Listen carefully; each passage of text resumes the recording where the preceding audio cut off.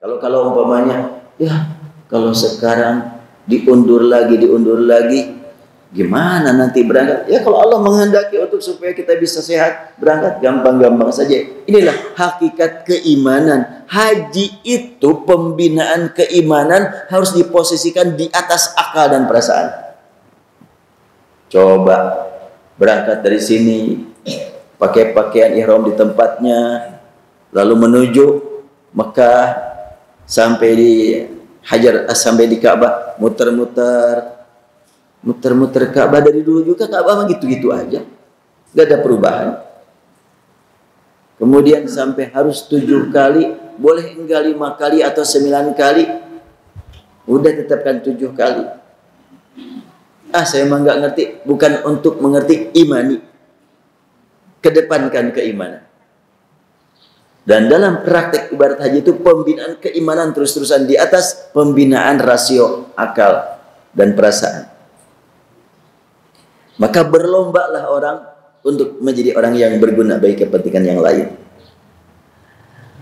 Waktu kita sa'i, coba pas dari tempat tertentu, jarak tertentu, untuk kaum pria harus diangkat kakinya, maksudnya sa'i agak lari-lari kecil. Untuk kaum wanita enggak. Buat apa sih? Gak usah nanya buat apalah, ikuti saja aturan. Karena inilah pembinaan keimanan, kedepankan keimanan, akal belakangan. Demikian pula masalah keyakinan kita seperti apa akan berangkat hajinya. Iman dulu bahwa haji kewajiban dari Allah yang dicontohkan Rasul, sehingga kalau sudah daftar, kuatkan niat, saya harus tetap berniat untuk haji. Walaupun usia boleh jadi besok lusa saya dipanggil oleh Allah. Kalaulah umpamanya sekarang, tadi sudah ditanya, estimasinya tahun ini, mungkin yang sudah dicatat akan berangkat tahun ini, usianya nggak nyampe musim haji. Mungkin tercatat 15 tahun lagi, ternyata Allah berikan usia sampai 15 tahun ke depan. Allah yang mengatur tentang usia. Wa likulli ummatin ajal, fa idza jaa ajalum la yastakhiruna sa'atan wa la yastaqdimun. Setiap umat ada ajalnya, ada batasan waktu hidupnya. Bila sudah ditetapkan oleh Allah Subhanahu wa taala kapan harus melepaskan nafas terakhir, kita tidak mungkin menangguhkan walaupun 1 menit atau mempercepat 1 menit. Tetap Allah sudah menentukan. Maka kalimat kembali, al-hajjul mabrur laisa lahu jazaa'un illal jannah. Haji mabrur pahalanya hanya surga. Ini penanaman akidah tauhid ini. Penanaman keikhlasan. Jadi kita berjuang untuk mendapatkan haji mabrur walaupun belum berangkat. Saya punya keyakinan, mudah-mudahan keyakinan saya benar. Apa keyakinannya? Banyak orang yang belum berangkat, kerinduannya terus meningkat dari waktu ke waktu. Terutama pas tiba musim haji, kerinduannya meningkat. Mereka di atas saya ketakwaannya. Kenapa? Kalaulah saya sudah beberapa kali mendapatkan tugas, siapa yang menugaskan? Makdis. Siapa yang menugaskan Makdis? Direktur KBIH. Siapa direktur KBIH? Umi. Iya, saya dapat tugas dari beliau. Ya, berkali-kali membimbing.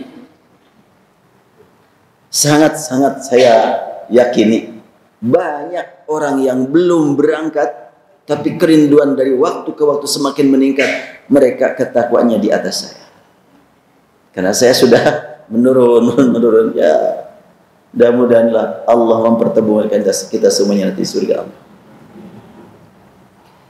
Maka karena itu, apabila sudah memang punya nomor porsi, setiap kali ada pemberangkatan, bukan teing saya mau berangkat, mau aja. Dah 40 tahun deh. Dengan kerinduan itu tercatat di hadapan Allah. Bahkan tidak mustahil. Setiap kali pemberangkatan, kerinduan meningkat, tercatat haji di hadapan Allah. Tahun berangkat, tahun depannya tercatat lagi. Berangkatnya mungkin 1 kali, mungkin juga tidak sampai, tapi dapat nilai haji berkali-kali. Dasarnya apa? Rasulullah SAW pernah bersabda pada saat beliau pulang perang Tabuk, sudah mendekat Madinah, beliau di hadapan para sahabat yang begitu banyak menyampaikan kalimat yang membuat para sahabat bertanya-tanya.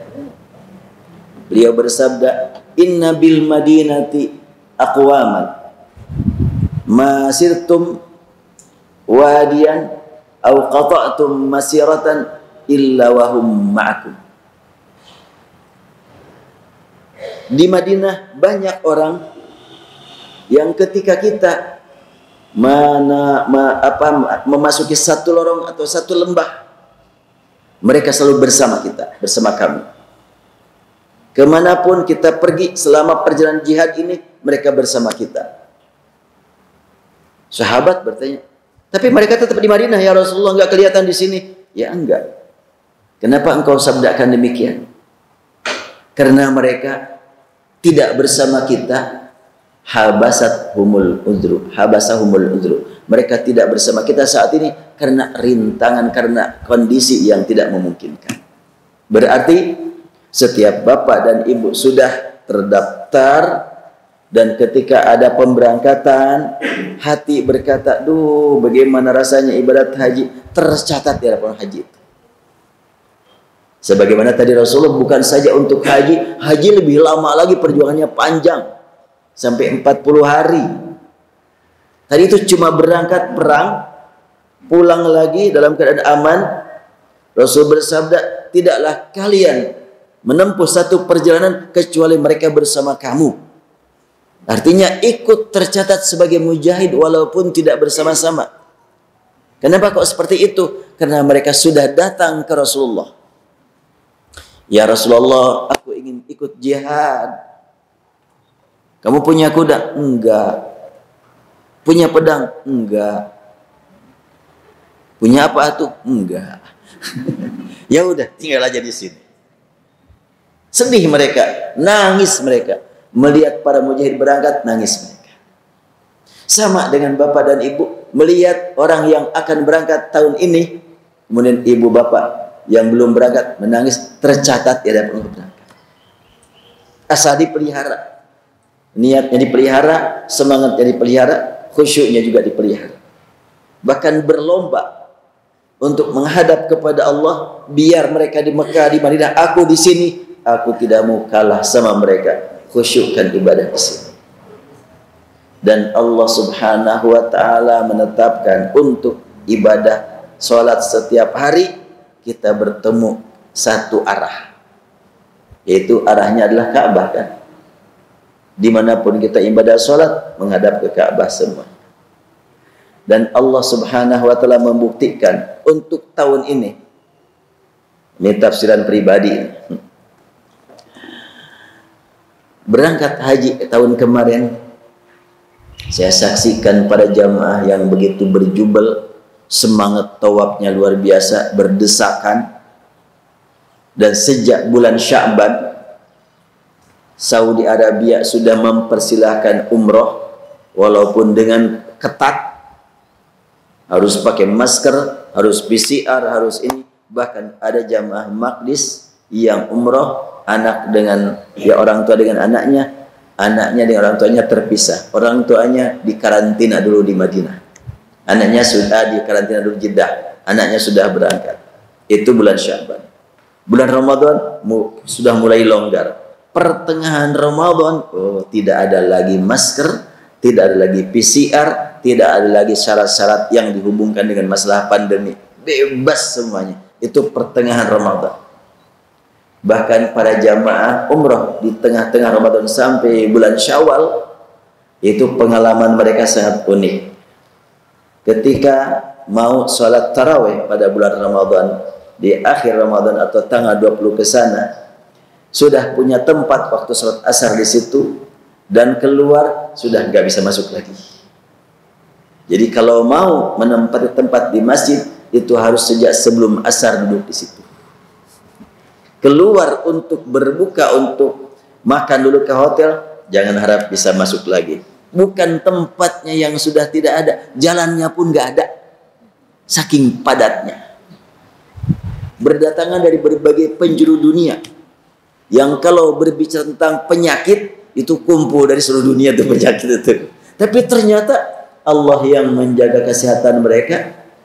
Gak kedengaran karena banyaknya jamaah dari mana-mana. Oh, pada tumbang kena virus corona. Gak ada itu. Sampai saya muncul pertanyaan. Dari pemerintah Saudi dengan kiai-kiainya percaya enggak ya kepada corona itu? Ini pertanyaan namanya juga ya. Sampai kemarin waktu musim haji, padatnya luar biasa. Mulai tanggal 6 Zulhijjah sampai sekitar tanggal 15 Zulhijjah, padat luar biasa tawaf itu. Bukan jalan kaki, geser kaki waktu tawaf. Bedanya apa jalan kaki dengan geser kaki? Kalau jalan kaki mah di depan ada luangan, ini mah geser aja gitu. Itu pada waktu musim haji. Dan sampailah selesai jamaah haji meninggalkan Makkah, dibuka juga tempat untuk mencup Hajar Aswad. Selama kemarin masih ada jamaah haji, ke Hajar Aswad masih terjaga, masih ada benteng. Pas sudah habis jamaah haji semuanya, dibuka untuk mencup Hajar Aswad. Sekarang sudah bebas segala-galanya. Dan tentunya di sana adalah perkumpulan umat manusia dari berbagai penjuru dunia. Tapi ternyata Allah yang menyelamatkan mereka.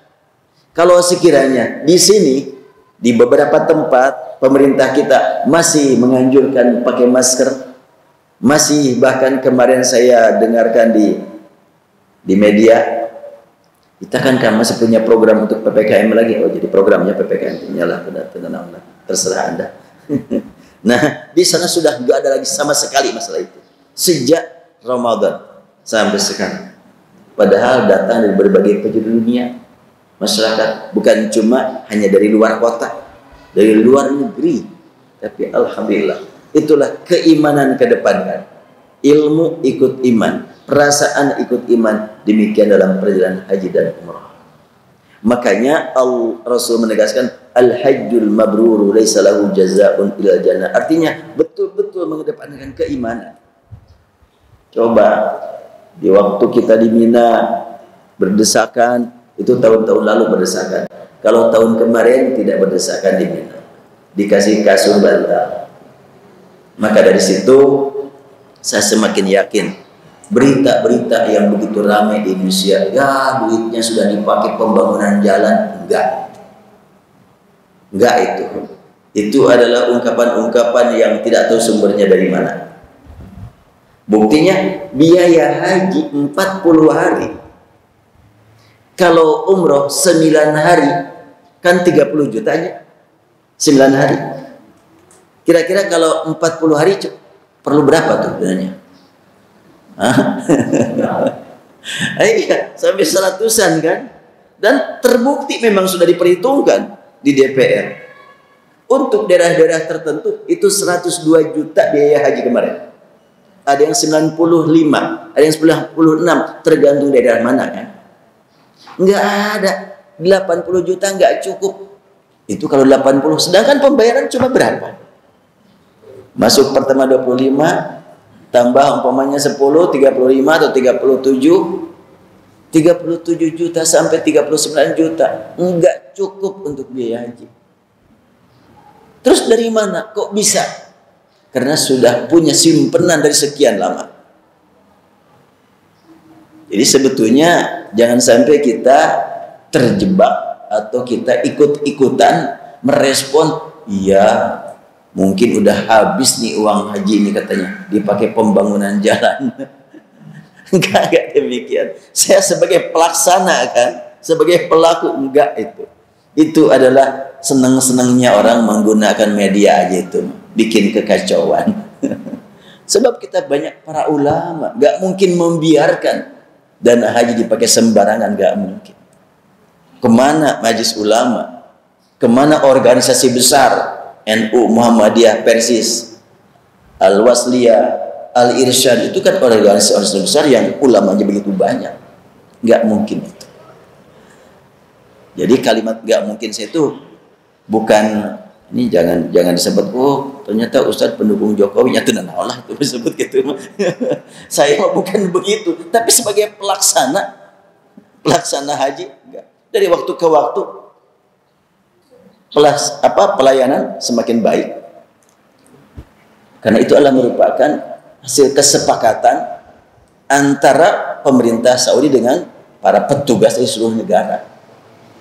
Dan untuk Jawa Barat sejak beberapa tahun terakhir, subhanallah sangat nikmat sekali. Dulu itu sering sekali kita nyari jamaah kemana gitu. Sekarang mah enggak. Untuk Jawa Barat diarahkan ke satu arah, namanya Misfalah. Di mana Misfalah teh? Walaupun dijelaskan nggak tahu, nanti aja ke sana. Nah, di seluruh di Misfalah semuanya. Nah, kalau umpamanya orang Jawa Barat langsung dari Masjidil Haram ke arah mana? Ini bisnya, nomor berapa? Ini nomornya. Naik bis itu langsung nanti naik bis. Kemudian ada nenek-nenek. Nenek-nenek itu teh mantan gadisnya. Nenek-nenek repot sekali. Nenek di mananya turun? Nenek di mana? Kata supir. Supirnya orang Sunda soalnya. Nenek di mana? Garut, gedong Garut Mayata. Oh nyanya turun waktu itu, langsung disambut oleh jamaahnya. Nenek di mana wae? Jadi luar biasa itu manajemen pemerintah Saudi melayani jamaah haji yang jumlahnya jutaan, menggambarkan betapa cerdasnya ulama Saudi, betapa cerdasnya para pemimpin Saudi. Dan perlu juga sekilas saya sampaikan sehubungan dengan banyak fitnah terhadap Saudi saat ini ya. Dengan pemimpin yang baru, Muhammad bin Salman, masih muda, semangat mudanya sangat luar biasa, sampai diulang-ulang di YouTube ungkapan dia, aku tidak berharap dijemput oleh ajal sebelum melihat Timur Tengah sebagai negara-negara termaju di dunia. Dia berkata begitu, la arju an ufariqad dunya hatta ra'aitu asyarqal awsat urubal jadidah, kata dia begitu. Dan itu kata dia, dan ini akan tercapai mi'ah filmnya 100%. Kenapa? Sangat memungkinkan. Mekah Madinah adalah dua kota yang pengunjungnya tidak mungkin ditandingi oleh kota manapun. Tidak perlu pakai promosi daerah wisata, udah antri. Yang lain habis pandemi, oh promosi lagi kan gitu. Ayo datang ke sini aman sekarang kan begitu. Saudi mah enggak. Makanya jumlah yang datang ke sana adalah jumlah terbesar di dunia. Dipikirkan oleh Muhammad bin Salman inilah potensi yang sangat penting untuk kita manfaatkan, menjadikan Mekah Madinah atau Timur Tengah sebagai kawasan yang paling maju di dunia. Dan sekarang memang ini komentar biasalah, komentar positif negatif biasanya. Kita jangan sampai terpengaruh oleh berita, termasuk sekarang gempa bumi di Cianjur. Aduh, berita macam-macam. Geningan orang Cianjur teh sombong katanya, tidak menerima pakaian bekas. Enggak begitu realitanya. Nah, di sana di Mekah sekarang dari Masjid Nabawi sampai ke Kuba, dulu enggak pernah ada jalan lurus, sekarang ada jalan lurus. Jalan kaki dari Masjid Nabawi ke Kuba itu jalan santai 1 jam, kanan kiri, dan di tengah itu jajanan semuanya itu. Ngopi di situ apa aja ada. Penunggu tempat-tempat itu wanita. Dulu nggak boleh wanita kerja, sekarang kanan kiri wanita semuanya. Tapi pakai ya cadar semuanya itu. Dan orang jalan sampai sana nggak akan terasa capek. Karena ya kanan kiri adalah jajanan semuanya. Buat ibu-ibu maksudnya. Buat bapak-bapak, enggak satu tahun jajan wae habis duit. Ya, itu sepanjang perjalanan begitu. Kemudian di hotel-hotel sampai di bandara sekarang, ibu-ibu atau para pemudi di sana adalah yang melayani imigrasi. Cepat sekarang itu pelayanan imigrasi. Dulu haji sebelum jumlah sekarang, saya pernah nunggu di Jeddah sampai 6 jam. Bisa berangkat meninggalkan Jeddah menuju Mekah 6 jam nunggu. Sekarang nggak sempet duduk sekarang. Turun dari pesawat langsung menuju imigrasi, langsung keluar, langsung menuju tempat barang. Dan untuk haji lebih istimewa lagi. Apa itu? Untuk haji enggak perlu masuk imigrasi di Jeddah di Madinah, karena imigrasinya sudah di Cengkareng. Hebat. Mana ada negara yang lain baru naik pesawat sudah dipandang masuk negara, mana ada. Kecuali Mekah, Madinah, untuk orang Indonesia sudah seperti itu. Jadi nanti itu ketika kita meninggalkan embarkasi di Bekasi, langsung berangkat menuju bandara, langsung dicap paspor kita, seakan-akan kita sudah berada di Saudi. Turun dari pesawat, entah kita gelombang pertama menuju Madinah atau gelombang kedua menuju Jeddah. Gelombang pertama menuju Madinah, keluar dari pesawat langsung menuju bis. Luar biasa. Dari bis langsung diantarkan ke hotel. Wah, ini manajemen yang satu luar biasa ini. Gak mungkin ada di negara yang lain. Ya, di mana-mana juga, di negara-negara yang disebut dengan negara maju, tetap aja antri ke masuk imigrasi. Kecuali Mekah dan Madinah. Untuk jemaah haji. Umroh masih antri, tapi enggak lama. Karena sudah banyak sekarang petugas-petugas dari kaum wanita. Sebelum diterjunkan kaum wanita Saudi, oh cukup lama. Kurang pekerja, kurang petugas. Sekarang enggak kekurangan. Inilah pemikiran Muhammad bin Salman. Saya tidak akan berbicara tentang yang negatifnya. Karena sudah banyak yang bicara negatif namanya. Lebih baik bicara kita positif, biar ibadah. Husnuzon kita kedepankan. Makanya Muhammad bin Salman berkali-kali, pokoknya tahun 2030, Timur Tengah, bukan cuma Mekah Madinah, Timur Tengah akan menjadi kiblat dunia. Dari segi ekonominya, dari segi perkembangan teknologinya, dan dari berbagai hal.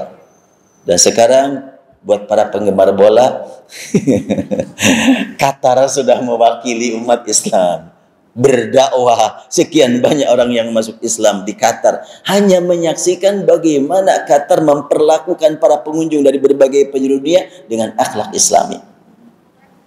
Antara lain ada 3 larangan yang merusak akhlak. Tidak boleh bawa simbol-simbol LGBT, tidak boleh bawa minuman beralkohol, tidak boleh ada komunikasi seksual tanpa sah. Ini luar biasa.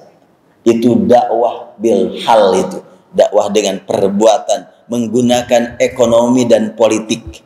Berhasil ternyata. Berduyun-duyun terus yang membaca 2 kalimat syahadat di Qatar.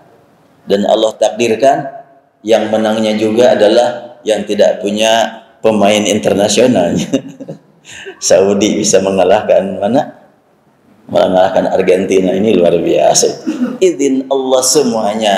Karena itu kita sekarang berkaitan dengan haji ini, keimanan kedepankan.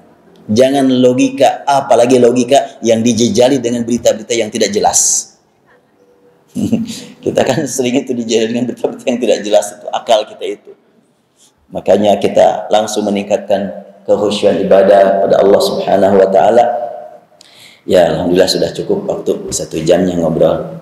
Materi manasik nama nantilah. Sekarang mah belum. Sekarang mah silaturahim, dan ya sudah ada yang lebih berhak untuk menyampaikan hal ini daripada saya nih.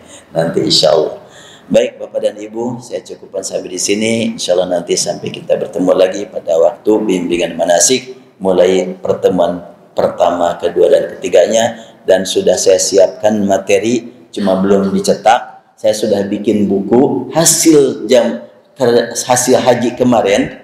Selama saya di Mekah kemarin waktu haji, saya sudah bikin buku. Untuk judulnya masih dipikirkan, tapi sementara judulnya adalah Solusi Fikih Kontroversi Sholat, Haji, dan Kurban.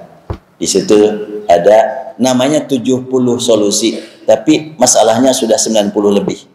Tapi nggak apa-apa, namanya 70 solusi aja. Dan itu sekitar mungkin kalau di 1 jilidkan sekitar 500 halaman atau lebih. Tentang haji saya lengkapi hadis bagaimana Rasulullah berhaji dari awal sampai akhir, kemudian sampai muncul istilah ada haji ifrad, qiran dan tamattu. Di situ ada pembahasannya dalam hadisnya. Insya Allah nanti kalau belum sampai dicetak buku manasik, nanti akan dibagikan melalui grup.